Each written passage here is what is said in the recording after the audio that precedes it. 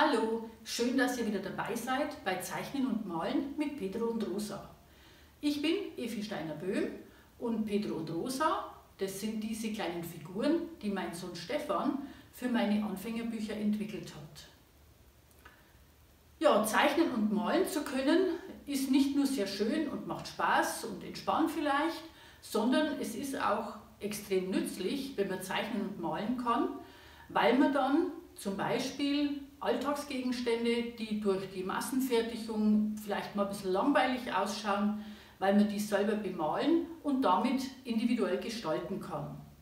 Und ich habe jetzt so eine kleine Serie für euch vorbereitet, wo ich euch 4 verschiedene Möglichkeiten zeigen möchte und euch auch die Farben zeigen möchte, die man dazu braucht. Im zweiten Teil zeige ich euch, wie ihr ganz einfach so Tische, die man vielleicht im Baumarkt kauft oder in meinem Fall in einem schwedischen Möbelhaus, die nicht sehr teuer sind und die es natürlich zu Tausenden gibt, wie ihr aus denen attraktive kleine Kunstwerke machen könnt, die dann eben auch den ganzen Raum mitgestalten. Für mein Beispiel heute habe ich mir überlegt, dass ich diesen kleinen Tisch, der da zwischen den beiden Sesseln steht und der schon ein bisschen Gebrauchsspuren hat, dass ich den gerne veredeln möchte. Und zwar werde ich den so bemalen, dass er zur Wandbemalung passt, zu diesen Sonnenblumen. Und dazu nehme ich aber jetzt natürlich keine Wandfarbe, sondern ich benutze so einen Buntlack. Das ist ganz wichtig, eben da jetzt nicht mit normalen Acrylfarben oder womöglich Dispersionsfarben zu arbeiten, weil die nicht halten. Dieser Buntlack hat die Eigenschaft, dass er kratzfest ist, stoßfest ist. Das heißt, den kann man hinterher, den Tisch kann man gut abwischen. Also ich habe das schon mit vielen Tischen gemacht und das hat sich wirklich bewährt. Allerdings werde ich, um das Ganze dann noch zu veredeln, werde ich den Tisch dann am Schluss mit einer Securit-Glasplatte versiegeln und das schaut halt dann nochmal ein bisschen besser aus. Das müsst ihr aber nicht, ihr könnt das Ganze auch mit Klarlack versiegeln. Nur, dass ich es nochmal gezeigt habe, ich habe es ja beim ersten Teil schon gezeigt, ich benutze so einen PU-Buntlack, der hat den blauen Engel, das heißt, der ist umweltfreundlich und ist frei von Lösemitteln, was aber nicht heißt, dass da nicht ein bisschen Lösemittel drin sind, sondern dass das halt so ist, dass man die Pinsel im Wasser auswaschen kann. Aber wichtig, die Farben dürfen nicht ins Abwasser gelangen und ihr müsst auch die Dosen, wenn die noch flüssige Farbe enthalten, beim Giftmobil abgeben oder bei einer Sammelstelle.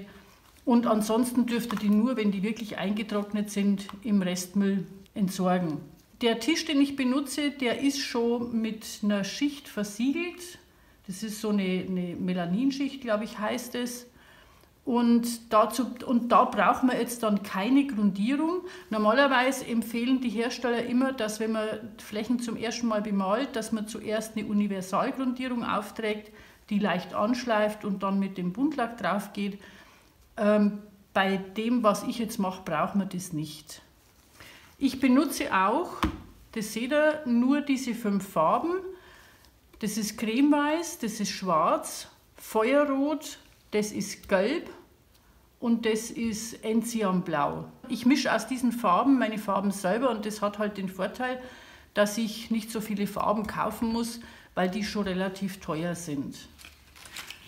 Dann braucht ihr zum Anschleifen jetzt dann so Schleifpapier. Ich habe jetzt da so ein 100er Schleifpapier und ich habe da so einen Schleifblock, da wickele ich das rum. Das muss nicht großartig angeschliffen werden, nur so ein kleines bisschen. Und dann braucht ihr halt Pinsel in verschiedenen Stärken, da könnt ihr auch so weiche nehmen, weil der Buntlack malt sich im Endeffekt genauso wie Acrylfarben, die ihr ja schon aus den Malkursen kennt.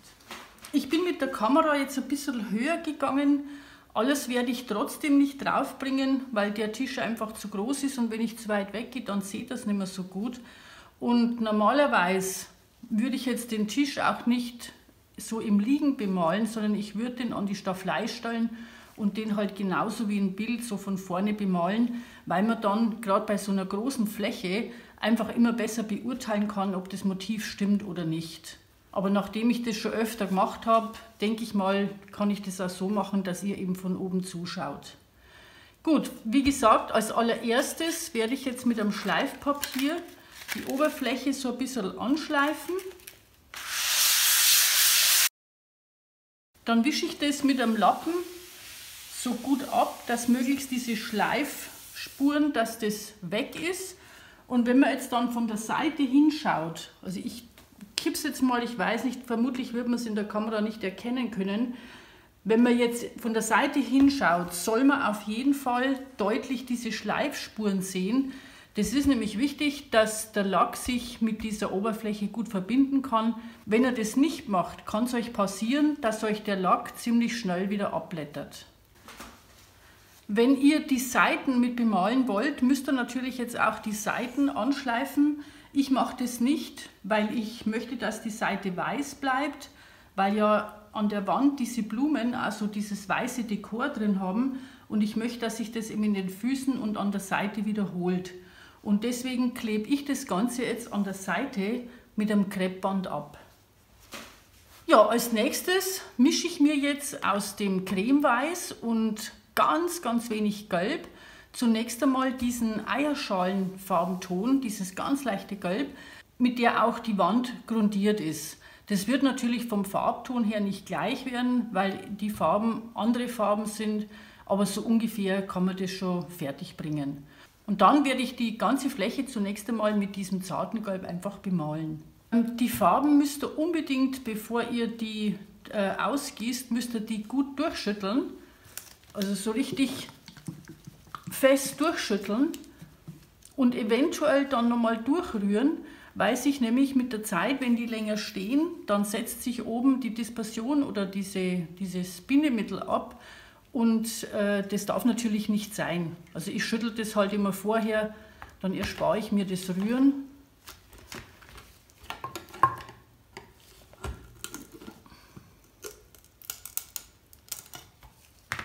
Genau. Und so müssen die halt aussehen. Also da darf jetzt nicht irgendwie so eine weißliche Flüssigkeit oben sein. Mit dem Gelb müsst ihr ganz vorsichtig sein, weil dunklere Farben, hellere Farben immer unglaublich schnell mischen und ich möchte ja nur so einen ganz zarten, eierschalenfarbenen Ton haben. Seht ihr schon, also das muss wirklich ganz zart, darf das bloß werden. So, und weil ich ja möchte, dass das Ganze mehr so ausschaut wie ein Bild und eben nicht so gleichmäßig werden soll, kann die Farbe jetzt auch so ein bisschen ungemischt bleiben, also darf ruhig ein bisschen unterschiedlich werden. Und ich bemale jetzt auch die ganze Fläche mit Pinselstrichen, sodass man die hinterher immer nur ein bisschen sieht. Wenn das jetzt ein Bild wäre, dann würde ich mir halt jetzt vorstellen, dass hinter meinen Sonnenblumen irgendwie so ein zart gelber Himmel scheint, dass die Sonne irgendwo scheint und das halt so ganz hell ist. Oder vielleicht, dass weiße Wolken im Hintergrund sind, die von den Sonnenblumen so ein bisschen gelb angeleuchtet werden. Und das ist halt so die Vorstellung, die ich dabei habe. Und wenn ich mit der Fläche fertig bin, dann muss das Ganze jetzt auf jeden Fall eine Stunde trocknen. Dadurch, dass die Pinselstriche jetzt ziemlich rau sind, wird sich die Farbe auch gut verbinden. Wenn das jetzt nicht 24 Stunden durchgetrocknet ist, wenn ihr Schichten aufeinander malt, also richtig dicke Farbe, dann müsst ihr das auf jeden Fall mehrere Stunden trocken lassen, bevor ihr drüber malt. Aber nachdem wir sowieso bloß einen bestimmten Teil der Fläche noch bemalen, ist es in Ordnung, wenn wir nach einer Stunde schon wieder drüber malen. Und damit meine Farbe jetzt nicht eintrocknet in der Zwischenzeit, weil die kann ich ja hinterher noch gut brauchen, decke ich die einfach mit einem zweiten so einem Plastikdeckel ab und dann bleibt die frisch. Und den Pinsel muss man natürlich ins Wasser stellen. Der Untergrund ist jetzt schön trocken und wenn man den so ein bisschen von der Seite anschaut, dann sieht man auch, dass eben diese Pinselstriche so Spuren hinterlassen haben und die machen das jetzt einfach, dass die nächste Schicht hält. Wenn ihr wirklich Angst habt, dass es nicht hält, könnt ihr das ein bisschen anschleifen, aber braucht es eigentlich nicht. Ich habe mir jetzt schon meine Farben da auf die Palette gegeben und fange jetzt im Endeffekt genauso an wie bei einem anderen Bild auch. Ich mache mir jetzt vorsichtig mit so einem dunklen Gelb die Silhouetten von meinen Sonnenblumen. Und da bietet sich es halt immer an, dass man, wenn das natürlich ausschauen soll, dass man die Blätter eben nicht so ganz gleichmäßig hintereinander macht, sondern dass man die eben so, ja, so ein bisschen ungleichmäßig macht. Ich setze die Blume jetzt auch nicht einfach nur in die Mitte, sondern ich mache eine große und mache noch 2 kleinere dazu. Und was sich immer gut macht, das ist, wenn man so ein umgeknicktes Blatt vielleicht mal drin hat, ne? Wenn es das so vielleicht so ein bisschen nach innen knickt.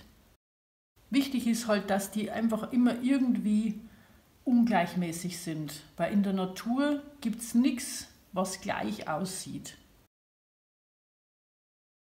Und ich mache jetzt im Hintergrund keine so ganz großen Blätter wie auf dem Wandbild, sondern ich mache nur ein paar von diesen kleineren Blättern mit, weil sonst das Ganze mir zu überladen wirkt. Die 3 Sonnenblumen mache ich auch von der Farbe her so ein bisschen unterschiedlich.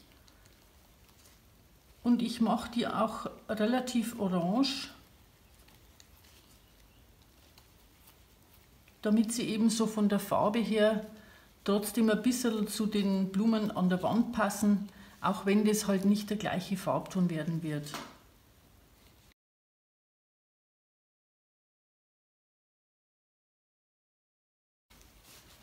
Für die Mitte mische ich mir jetzt so ein grünliches Braun, und wenn ihr echte Sonnenblumen anschaut, dann seht ihr, dass in der Mitte immer so dass die Mitte von den Sonnenblumen meistens so ein bisschen grünlich und oft sogar ein bisschen gelblich wird.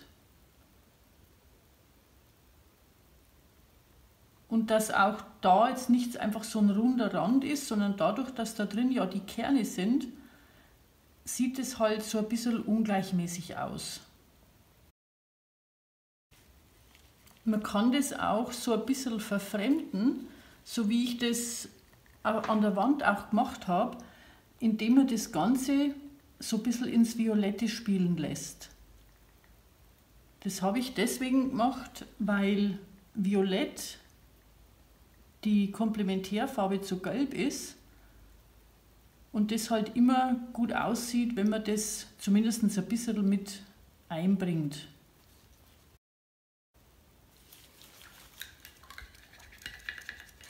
Und dann habe ich ja an der Wand diese Abtrennungen.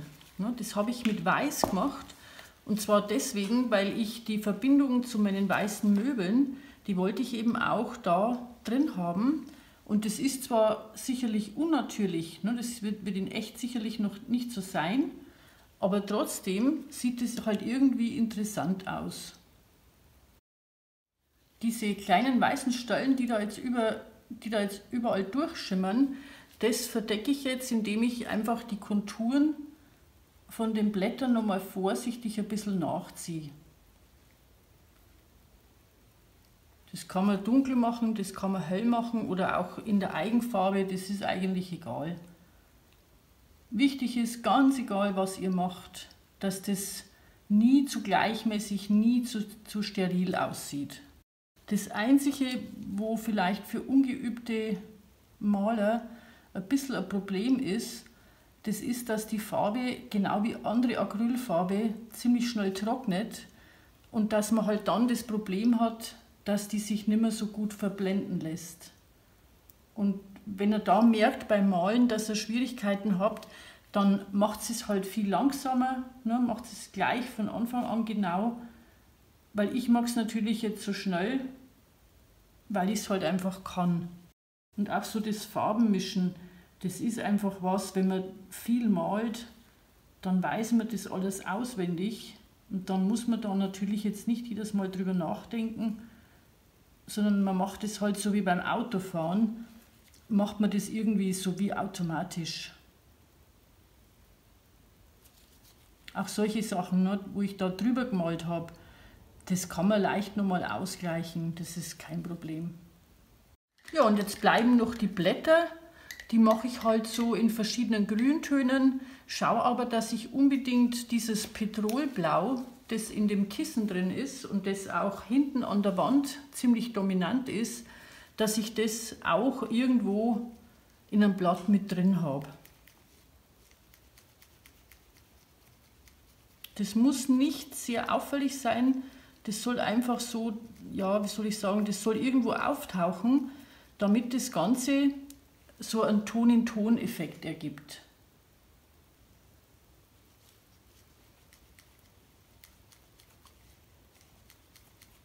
Und ich sehe schon, ich mische in meinen Farben. Das, wenn ihr öfter Videos von mir gesehen habt, wisst ihr das bestimmt.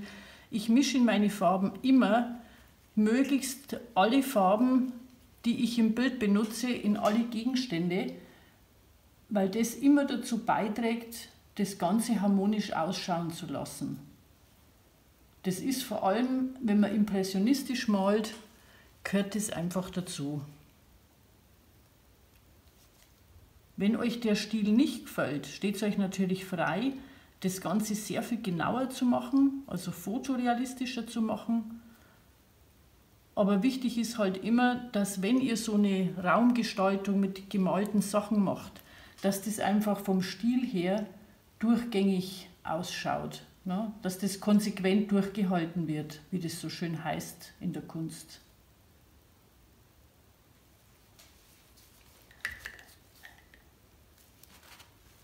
Und auch in den Blättern mache ich das mit dem Weiß, dass ich eben da die Adern, dass ich die weiß mache, damit das Ganze einfach wieder zu dem restlichen Zimmer passt. Ja, und außenrum habe ich jetzt noch so kleine Blätter gemacht, mache ich vielleicht noch ein bisschen in anderen Farben dazu. Und dann lasse ich das Ganze jetzt trocknen und dann hat man zwei Möglichkeiten. Entweder, wenn das jetzt ganz durchgetrocknet ist, so nach mindestens 24 Stunden, lasst es lieber 2 oder 3 Tage liegen, dann könnt ihr das Ganze nochmal mit Klarlack überziehen.